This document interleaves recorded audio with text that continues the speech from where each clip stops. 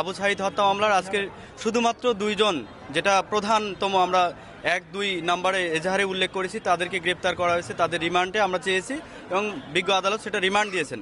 আমরা মনে করি যে অতি দ্রুত এইখানে এই মামলাটা সবচেয়ে চাঞ্চল্যকর, বাংলাদেশে একটা মানে যে পট পরিবর্তনে অভ্যুত্থান ঘটাতে এটা ভূমিকা রাখছে শহীদ আবু সাঈদ। ফলে এই মামলার দুজন আসামি নয়, মানে হচ্ছে প্রত্যেকটা আসামি, আজকে যে দুজন স্বীকারোক্তিমূলক অনেকটা জবানবন্দি দিয়েছে বিজ্ঞ আদালতে, যে প্রত্যেকে এখানে অনেকটা যুক্ত ছিলেন ও ঊর্ধ্বতন কর্তৃপক্ষের নির্দেশে তারা মানে হচ্ছে যে এই গুলিটা করেছেন। ফলে যারা যারা নির্দেশ দিয়েছেন, নির্দেশদাতা, পরিকল্পনাকারী এবং পরবর্তীতে এই মামলা ধামাচাপা দেওয়ার জন্য যারা চেষ্টা করেছেন, আমরা সর্বোপরি প্যানেল আইনজীবীরা মনে করি এই হত্যাকাণ্ডের সাথে যারা যারা যুক্ত, পরিকল্পনা থেকে শুরু করে তার পরিকল্পনা বাস্তবায়ন, সিদ্ধান্ত গ্রহণ করে এবং একদম ফিল্ডে যারা এইটা সরাসরি গুলি করেছে, প্রত্যেকের আইনের আওতায় নিয়ে আসা হোক।